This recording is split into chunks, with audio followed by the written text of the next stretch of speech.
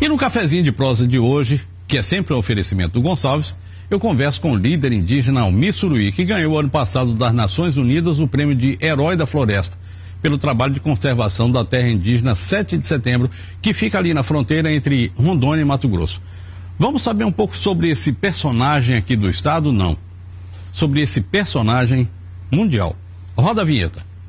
Cafezinho de prosa. Oferecimento Supermercado Gonçalves. Barato todo dia. Boa noite, Almir Suruí.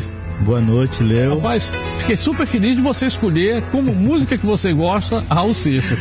Pois é, eu acho que o Raul foi um compositor que traz bastante esperança, né, na música dele, e também traz várias reflexões, né, que talvez pode ajudar a entender o que é o mundo. É verdade, é verdade. E hoje vou contar, vou contar depois pra você a história da música Pedro. Certo. Tá, que foi contado por ele mesmo, essa história aqui. Mas Pedro não tem nada a ver com aquilo que o pessoal fala, não. Pedro é uma outra história. Eu queria agradecer aqui a família, é a família toda, né? Isso. Não, metade da família. Metade família, nós temos liderança indígena aí. Isso. Júlio e... levanta aí a mão, Júlio. Também. Deixa eu ver aqui. Júlio, uma liderança indígena do Gavião. Gavião. O povo Gavião, que é o Wellington. Suruí, perdão. Suruí. Ali o Wellington, que é do... Gavião. Do povo Gavião, tá ali. Levanta a mão aí, Wellington, para o pessoal lhe identificar bem. O Rubem, o nosso futuro advogado. Isso, tá aí. E vai são meus filhos e... Rapaz, você parece que fez que... Bom, você tem um menino ali. Tem um namorado minha, do meu filho. Namorada do meu filho também ali. Né? Mas é o seguinte, parece que você só fez menina, rapaz. Não. Tava querendo aumentar a população indígena? Tenho 3 filhas e 2 filhos. E 2 filhos? Outro meu filho tá em Cacoal. Você mora lá em Cacoal, né? Sim. Mas você mora lá, mas você hoje virou cidadão do mundo, né, Almir? Sim, é uma missão muito grande, né? Que a gente tem que entender e compreender, porque a gente vira um cidadão do mundo. Isso. Né? Porque exatamente como eu estava dizendo, né? Que como compreender o mundo, né? Então, assim, quando a gente compreende o mundo que é de todos, né? A gente tem que também saber qual é a missão nossa como pessoa, como líder, né? Para contribuir, né? Para que o mundo seja justo a todos. Gente, o Almir Suruí, vai me corrigindo aí se eu falar alguma coisa errada. O Almir Suruí se formou aqui na Uni. Ele é professor, doutor honoris causa, aqui pela Universidade Federal de Rondônia. Exatamente. Você recebeu um prêmio nacional agora. Do Direitos Humanos. Direitos Humanos. Sim. Aqui do Brasil. No Brasil. Depois de ter recebido esse prêmio lá fora também. Na ONU. A ONU você já tinha recebido. Acho que na ONU, né? Na ONU eu recebi Herói da Floresta. Herói da Floresta. Né? E também eu recebi pela Sociedade Internacional dos Direitos Humanos, que atua em 180 países, que é o Direitos Humanos também em 2008. Né? E também eu recebi em 2012, né? O Curador da Cultura, pelo governo brasileiro também, né? E 2 vezes foi em 2009 como uma das pessoas mais influentes, né? Pela revista uma das 100 pessoas mais influentes do mundo. Aliás, você, a Marina, o Lula, tem mais alguém no Brasil? Não, eu acho que tem mais, eu acho que 2 médicos aqui do Brasil também. Sim, também, e tem alguns empresários também, né? Mas na Amazônia, somos eu e Marina só. Apenas. Você e a Marina. Você conhece a Marina de perto ou não? Marina é uma amiga minha, né? Nós temos uma relação de luta bastante perto, porque entendemos que o meio ambiente é para ser usado como um instrumento de visão do futuro, né? Nós não apenas como visão do futuro, mas que contribui realmente compreender o que é sustentabilidade, né? Sustentabilidade, quando a gente dizemos, né? Porque a gente precisa utilizar ferramentas que podem orientar, né? O médio e longo prazo do desenvolvimento do nosso planeta. Você aprendeu isso lá dentro da tribo? Você morou no mato, não? Ou já foi criado na cidade? Não, eu vivo ainda lá, né? Não, mas também eu vivo na cidade. Isso. Né? Então, assim... Você aprendeu isso lá dentro da... Ou quando você foi para a escola? Não, eu aprendi também dentro da minha aldeia. Isso também faz a parte da educação do meu povo. O que meu pai me ensinou, né? Eu também hoje, se eu falar teoricamente, né, cientificamente, tecnicamente, aí sim, aí da escola, né? Mas se eu falar da prática, da vivência com a floresta, é do próprio meu povo. Isso. Eu esqueci de dizer que o Almir é biólogo, formado aqui pela PUC de Goiás. PUC de Goiás, é Pontifícia Universidade Católica de Goiás. A gente tem algumas coisas muito parecidas. Eu estudei numa PUC que, aliás, é a única PUC do Brasil que não é chamada de PUC, é a UCSAL, Universidade Católica do Salvador. Lá nos anos 1975, por 72, por aí, assim, nem me lembro mais quando é que foi isso. Não, 68, tem tanto tempo que eu me esqueci, eu já perdi o tempo com relação a isso. Agora, Almir, essa vivência, quando você saiu da floresta, que tecnicamente você viu aquilo que é ensinado na escola, houve algum conflito? Olha, isso aqui a escola está ensinando assim, mas não pode ser dessa forma. Houve conflito ou essa coisa já chegou para você assim meio que mastigada? Léo, conhecimento tradicional, conhecimento da vida, né? Claro que tem impacto muito assim, negativo, relevante, né? nesse sentido, a visão técnica e jurídica e também do científico, do conhecimento. Mas o que a gente pode levar no valer, né, é saber quais formas de se encontrar com isso. Interessante. Entendeu? Interessante. Então, assim, teoricamente, o conhecimento teórico orienta na teoria, né? Na prática, você tem que usar na prática. Você teve conflitos quando você passou a frequentar, eu vou chamar de ambiente de branco, que na verdade não é meio ambiente de branco, é um ambiente diferente. Mas você teve conflitos, por exemplo, com a questão religiosa e com a questão da medicina, que você tinha uma medicina que é praticada na aldeia e você conhece a outra medicina de brancos. Sociedade é totalmente diferente um outro. Né? Da sociedade que eu vim, eu acredito que totalmente socialista, que contribui um ao outro, né? Isso. E o outro que eu vejo assim, que eu tento verificar, tento dizer assim, eu tenho que disputar contigo, né? Eu tenho que tentar melhor, né? Para que essa do lado de cá.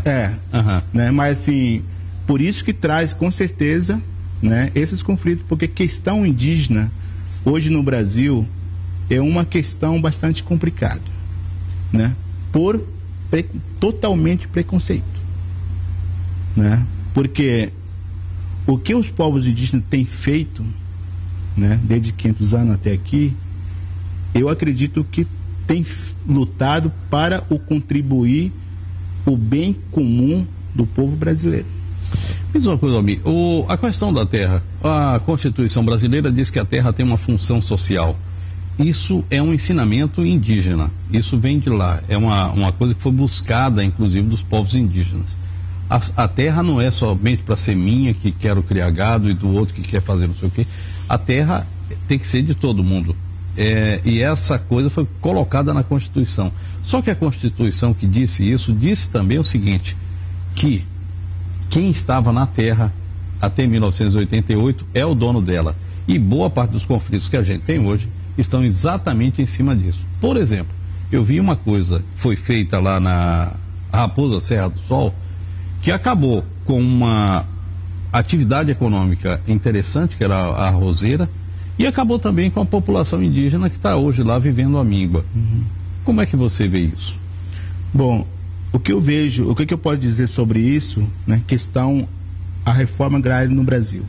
Eu não vou dizer apenas sobre as terras indígenas, né, porque eu entendo que no Brasil ainda tem muito precariedade, né, sobre a política do reforma agrária, né. Por outro lado, eu entendo que terra não é de ninguém, né, mas as pessoas, seres humanos, as autoridades que legislaram, que querem impor, né, por uma interesse de algum segmento, vamos dizer assim, bem interessante, né, isso. Que coloca dentro do que está escrito, dizendo assim, tentar obrigar a terra, que é de todos, para dizer que ela tem que ser o dono, né? E assim, eu vejo que, né, o que podemos dizer, né, hoje, no Brasil, entendemos que tem espaço suficiente para produzir, né? Não é de hoje, muitas vezes eu já vi assim, muita terra para pouco índio. E ao mesmo tempo eu digo assim, tem uns fazendeiros, tem alguns companheiros, né, que tem poder econômico, que tem milhares de hectares de terra em um nome dele. Mas é muita terra para um pouco fazendeiro, né? Para um fazendeiro só. Eu não vou dizer fazendeiro. Eu não vou dizer nenhum fazendeiro, nem, tá falando nem outro. Mas eu vou dizer assim, eu vou dizer para um proprietário só. Um proprietário só. Isso. Isso é uma grande verdade. Mas quando a gente diz assim, existe uma, por exemplo, vou dar um exemplo da terra de 17 de setembro, né? 248 mil hectares. Lá nós temos aproximadamente mais de 600 famílias, né? E além disso, ela é, como você diz, né, na Constituição, é o bem comum do povo brasileiro. Você falou, né? E apenas os povos indígenas são usufruto daquele território. Que eu acho que é por aí. Eu defendo a bendita dessa reforma agrária exatamente dessa forma. É usufruto. Eu não preciso titular a terra para o Zé Antônio da Silva. Até porque o Zé Antônio da Silva, se ele não tiver um trator da Silva e não tiver um financiamento da Silva, o Zé da Silva vai morrer, não vai possibilitar nada, não vai conseguir fazer nada. Você falou a respeito de que o povo indígena, eu vou falar aqui da sua tribo especificamente, mas tem aqui outro representante de duas tribos que falam a mesma língua, inclusive, e que podem também, se estiver falando alguma coisa errada, é só levantar a mão e dizer assim, tá errado, isso aí não é bem assim não, a gente aceita. Mas é o seguinte, você fala o seguinte, que tudo ali é socializado. Quer dizer, se você tem carro, se você tem dinheiro, se você tem... Tudo ali assim é da tribo, é distribuído de forma uniforme. Mas, da mesma forma que ocorre, eu vou fazer aqui uma analogia com o futebol, a gente tem no futebol aqui um Ronaldinho e não sei quantos mil jogadores de futebol que passam fome. É assim também na terra indígena, é assim também dentro da tribo. Por quê? Porque sociedade dominante vem a impor, né? E coloca refém, não só apenas povos indígenas. Qualquer pessoa desse mundo, ele vem impor, porque ele vicia, né? Ele vai lá assim, você tem que consumir, e para isso você tem que se virar, e você tem que fazer o que você não deve, né? E dessa forma, né, nós, povos indígenas, realmente, antes de contato ou depois de contato, nós temos um movimento, nós somos organizados também. Mas quando a gente se organiza, né, muitas vezes esse interesse de algum setor, né, pode querer dividir povos indígenas, né? Então, qual é a melhor forma de dividir? Né? Colocar dificuldade. Qual é a melhor forma de vencer? É dividindo, né? E para dividir, você coloca dificuldade de um lado e facilidade do outro. Né? E assim, por exemplo, eu vou dizer também assim, nós estamos num país que chama Brasil, que eu vi até agora, é um dos países onde tem melhor política indigenista no mundo. É verdade. No mundo. Até porque o resto já acabou os índios todinho, né? Muitas não. Muitas lá não. Na África ainda tem, sim. mas estão tentando arrebentar lá. Né? Exatamente. Mas, por exemplo, existe, mas o que falta? É falta de implementar, falta de respeito, falta de compreender, né? Por que tem que ter, porque tem que implementar aquele direito dos povos indígenas. Na mesma coisa, eu vejo assim, como que a gente pode lutar junto para que a gente possa produzir melhor. Podemos, né? Mas só que a sociedade dessas, vou dizer, capitalista, né, tenta grupar, né, cada segmento, até para dominar a sociedade, né? Vou lhe fazer uma pergunta aqui? Pode. O pessoal está ali muito perto de você, não geograficamente, mas a gente tem ali uma tribo, a tribo dos Cinta-Largas, assentados sobre alguma coisa que se considera, e eu estou dizendo se considera porque nunca foi feito um estudo perfeito e um estudo profundo a respeito da possibilidade e da existência, do tamanho daquilo que seria uma jazida de diamante, mas que estaria ali praticamente com a bunda sentada em cima do ouro e passando fome. Eu queria que você falasse a respeito desse assunto, até porque você deve conhecer o povo Cinta-Larga. Com certeza, o povo Cinta-Larga é nosso vizinho do território e também fala do mesmo idioma da gente. Que é? Né? Que é Tupi-Mundé. Tupi-Mundé. Isso. Uhum. Mas o que eu posso dizer, né? O que falta é compreensão da própria políticas públicas, né? Existe dentro da Constituição Federal que o povo indígena pode até explorar como usufruto do que existe, né? Mas por outro lado, né, próprio empresa, próprio pensamento de capitalista, né, querem utilizar, né, usufruir e dominar, né, a riqueza e explorar ilegalmente, né? Mas assim, o direito, né, dos povos indígenas de fazer gestão do território existe, mas falta regulamentação de muitas vezes que esse direito dos indígenas seja compartilhada como um bem comum de todos. Você defende que a reserva de diamantes seja utilizada pelo Estado, brancos e empresas e indígenas? Olha, fique lá. Olha, né? Eu tenho um exemplo bastante claro do território do povo 7 de setembro, que é do meu povo. Meu povo criou um plano de 50 anos. O que é um plano de 50 anos? É como que eles pretendem fazer gestão, utilizar seu território na maneira sustentável. Então, quer dizer, o que significa isso? Você tem que ter um estudo de conhecimento tradicional, um estudo de conhecimento científico, socioambiental, cultural, econômico, política, viabilidade econômica, tudo. Então, se esses estudos da viabilidade melhor, econômico, vamos dizer, e ambiental e cultural, por que não? Me diz uma coisa, eu estou vendo você com um colar desse aí, você prefere usar um desse ou um de diamante? Você prefere usar um anel de ticum, de madeira, ou um de diamante, um anel com a pedra de diamante? Estou perguntando você mesmo. Eu prefiro usar esse aqui. Esse aí, né? Que aliás é feito de algodão. Né? Que é um colar do chefe do meu povo, né? Que significa sabedoria. E tem outro que é vermelho, é poder. Isso. Né? Então, assim, claro, eu não para mim, né? Eu tenho falado junto com o meu povo, junto com outras sociedades, né? Dizer assim, nossa luta, né, não é você ter um resultado como economia, como dinheiro, vamos dizer assim. O dinheiro é um instrumento da vida das pessoas. Porque se dinheiro fosse o resultado final de luta de cada um de nós, né, nós não íamos morrer. Caixão de defunto não tem gaveta. Pronto.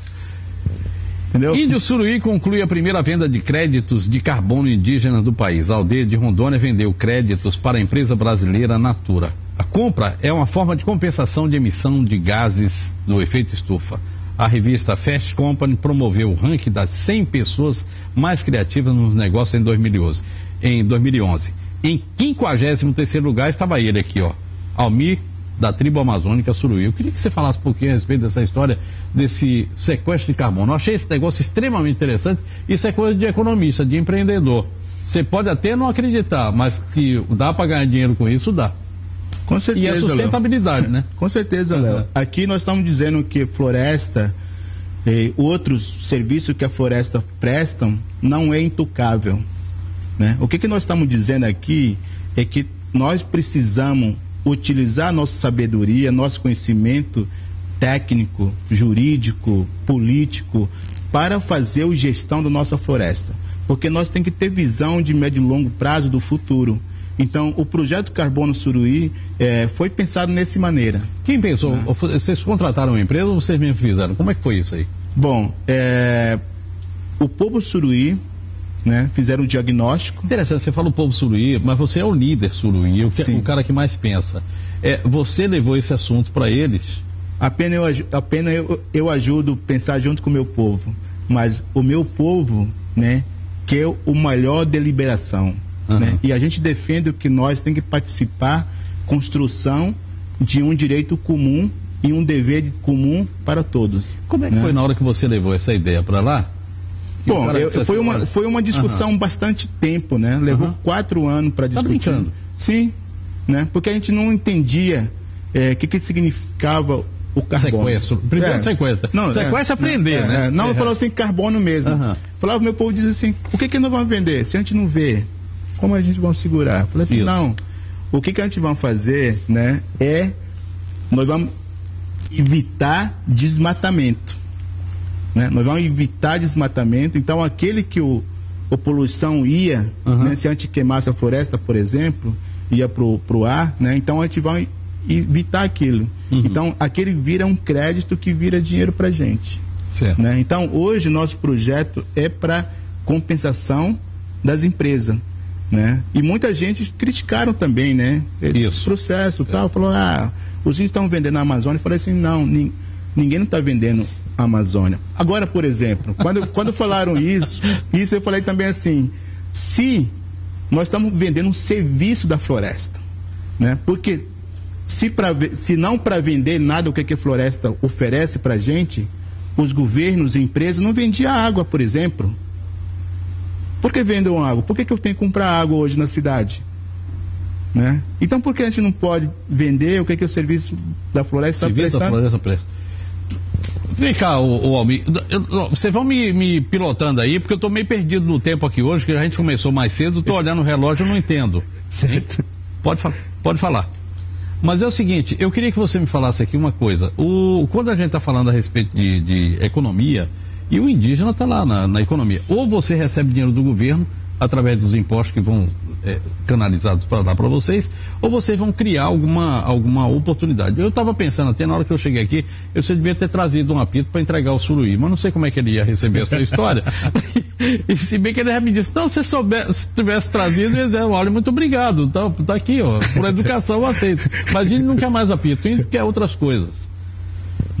Futuro de vocês está muito atrelado ao nosso próprio futuro, ou o nosso futuro atrelado ao de você. Não dá para pensar aqui em duas sociedades distintas. Com certeza, porque... Agora é o seguinte, quem está comandando essa discussão é um órgão que já deu o que tinha que dar, que começou de um serviço lá no tempo do Rondon, que era o Serviço de Proteção do Índio, que tinha absoluta necessidade de fazer aquilo, tem mais de 100 anos, e que hoje se perdeu no caminho. A FUNAI não representa índio, não representa branco, não representa absolutamente coisa nenhuma. É um cartório que está discutindo coisa que não sabe nem o que é às vezes. Léo, por isso que nós defendemos. Por que nós defendemos? Porque a mesma política, por exemplo, da saúde para qualquer um cidadão é o mesmo para povos indígenas. Não precisa ser FUNASA. Não, estou falando assim, hoje essas, né? Mas são setorizados para as pessoas, né? Então, assim, e também, por exemplo, nós se tornamos pessoas comuns, cidadão comum. Nós pagamos imposto, nós votamos, né? Nós temos responsabilidade. Então, assim, como compartilhar, como que a sociedade, ou então melhor, né, as autoridades podem reconhecer, né, o que o povo indígena tem contribuído. Não só, né, na proteção ambiental, não só pelo benefício. Nós temos contribuído, pensar de que forma que nós queremos nosso estado, nosso município, nosso país, né? E muitas vezes, quem não aceita a opinião dos povos indígenas como que querem, são os nossos deputados, nossos senadores que aprovam nossa lei. A gente está cansado de fazer o seminário onde nós construímos, né, proposta de que forma que queremos o nosso país, que é Brasil. Que forma que nós queremos que o nosso Amazônia seja desenvolvido, não para você, mas para todo mundo. Né? E muitas vezes, por exemplo, esses grandes hidrelétricas na Amazônia, que o governo faz, não é porque a amazoniense, por exemplo, nossa região precisa, é porque mas sim, porque outros países precisam, porque outra região precisa, porque... Não, nós não estamos aqui para apenas só servir, né? Nós também temos que opinar e dizer assim, esse aqui que traz impacto social. Né? Eu sou de Rondônia, eu acompanhei a construção desses hidrelétricos, 2 hidrelétricos aqui em Rondônia. Vai acompanhar mais 2, né? Sabe o que trouxe? Né? E já a gente dizia isso antes, né? Que pode até trazer esses grandes hidrelétricos para cá, mas emprego que os nossos políticos, o nosso governo dizia que ia trazer, aí dizia que mas não é sustentável.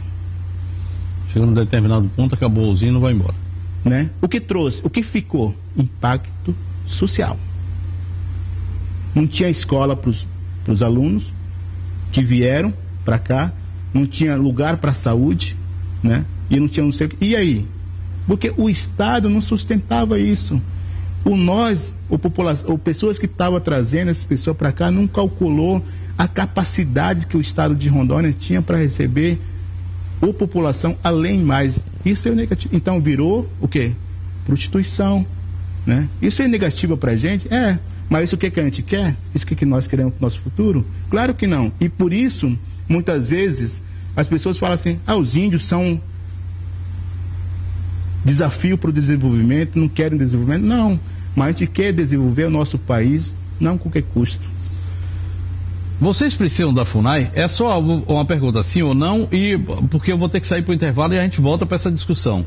Mas a FUNAI ainda é necessário para o índio?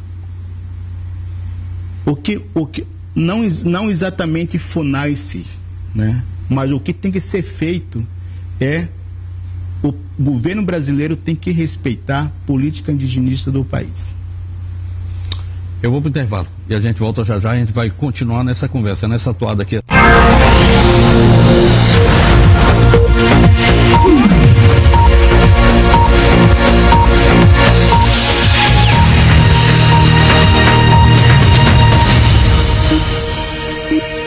gentedeopinião.com.br, o único site onde o desdobramento da notícia faz você entender melhor os acontecimentos. Além dos vários focos de jornalismo, Gente de Opinião também divulga o livre pensamento, na visão dos melhores colunistas e colaboradores. Opinião TV, energia e meio ambiente, Amazônia e outros assuntos fazem um site atualizado com tudo o que você precisa saber. E o que você não viu na TV aberta, você vê no Gente de Opinião.